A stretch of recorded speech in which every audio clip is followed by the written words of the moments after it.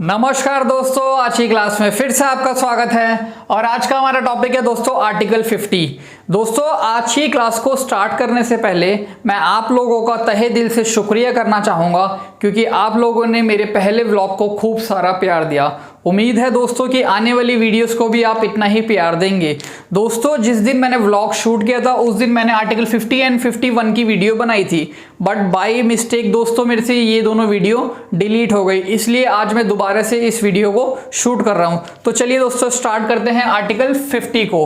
Article 50 में दोस्तों line दे रखी है that separation of judiciary from executive. आप लोगों को दोस्तों पता है कि डेमोक्रेसी के 3 पिलर्स होते हैं, एग्जीक्यूटिव, लेजिस्लेटिव एंड जुडिशरी। तो चलिए एक एक करके समझते हैं कि इसका मतलब क्या होता है, प्लस इस आर्टिकल में ऐसा क्यों लिखा है कि इनका सेपरेशन होना चाहिए। दोस्तों आपको पता है कितने पिलर्स होते हैं। पहला होता है एग्जीक्यूटिव, फिर होता है लेजिस्लेटिव, फिर होता है जुडिशरी। इसका मतलब क्या हुआ, एग्जीक्यूटिव का मतलब हुआ दोस्तों कार्यपालिका, लेजिस्लेटिव का विधायिका एंड जुडिशरी का न्यायपालिका।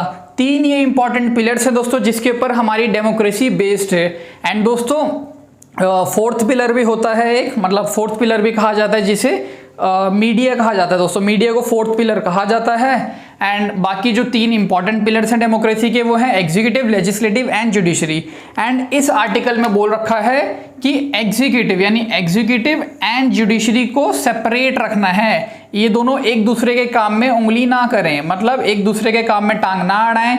एग्जीक्यूटिव अपना काम खुद से करे, जुडिशरी अपना काम खुद से करे, एक दूसरे के काम में टांग ना अड़ाएं, मतलब इन दोनों को एक दूसरे के काम में दखल अंदाजी नहीं करनी है। दोस्तों इन्होंने एक सेपरेशन बोला है, आर्टिकल 50 ने क्या बोला है कि इन दोनों के बीच में एक सेपरेशन क्रिएट करके रखिए। ऐसा दोस्तों क्यों बोला है अब चलिए समझते हैं कि एग्जीक्यूटिव एंड जुडिशरी को अलग करने के लिए इस आर्टिकल ने क्यों बोला है।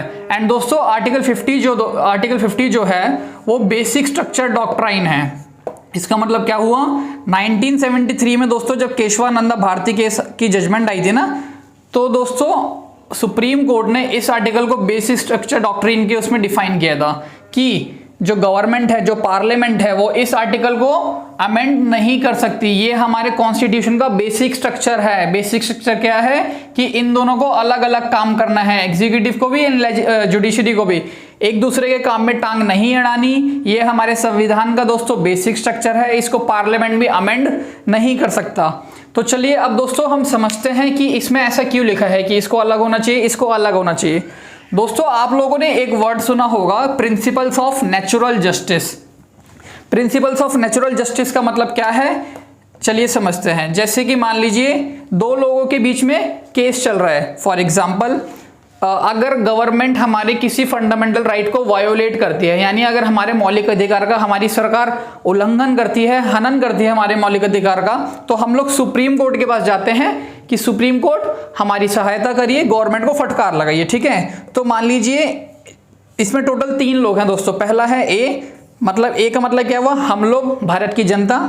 दूसरा है दोस्तों बी, मतलब भारत सरकार जिसने हमारे फंडामेंटल राइट्स का वायोलेशन किया।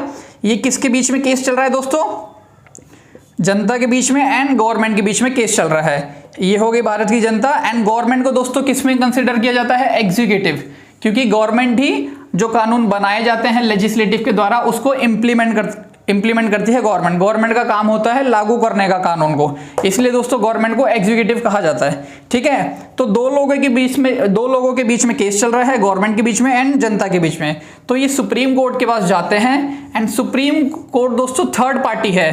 गवर्नमेंट से यहाँ पर कोई भी बंदा नहीं है, ये ऑल टुगेदर डिफरेंट पार्टी है, न्यूट्रल है, अनबायस्ड है, यानी कि ये बिल्कुल न्यूट्रल जजमेंट देंगे, किसी के फेवर में नहीं देंगे।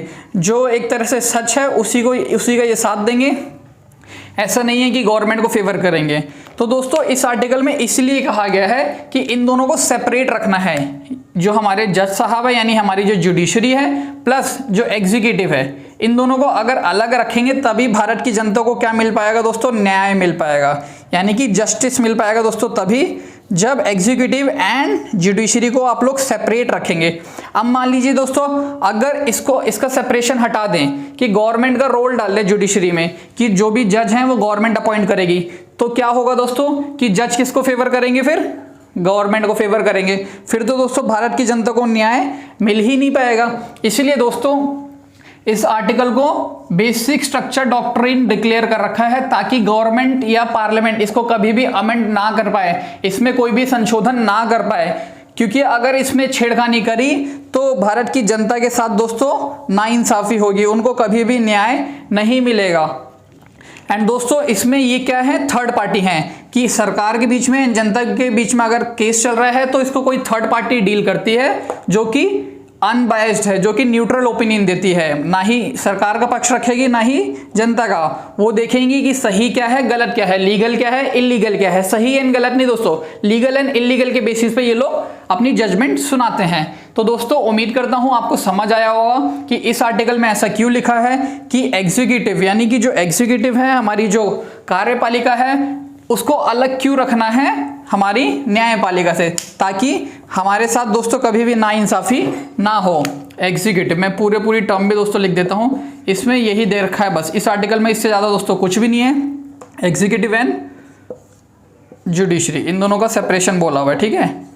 अब दोस्तों आप लोगों को पता है कि आप मतलब जैसे आप लोग कर रहे हैं आईएएस एग्जाम की तैयारी, ठीक है, यानी आप आगे चल के क्या बनेंगे, डिस्ट्रिक्ट मजिस्ट्रेट, डीएम साहब। आपने ये शब्द काफी सुना होगा, यूट्यूब पे आजकल ऐसी काफी सारी वीडियोस वायरल होती हैं डीएम साहब को लेके, ठीक है।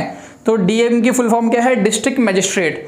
तो दोस्तों पहले क्या होता था, मजिस्ट्रेट से अगर आपको मतलब मजिस्ट्रेट शब्द का अगर आपसे मतलब पूछूं तो आपके दिमाग में क्या आएगा, जज, ठीक है। पहले के टाइम पे क्योंकि दोस्तों क्या होता था कि डीएम जो होते हैं, अब डीएम क्या है, डीएम तो गवर्नमेंट के द्वारा अपॉइंट किए जाते हैं, ये एग्जीक्यूटिव का पार्ट है। बट पहले क्या होता था दोस्तों, डीएम के पास जुडिशरी पावर भी होती थी कुछ कि ये अरेस्ट वारंट इशू करते थे, उसके बाद सुनवाई करते थे, मतलब थोड़ी बहुत इनको जुडिशियल पावर दे रखी थी।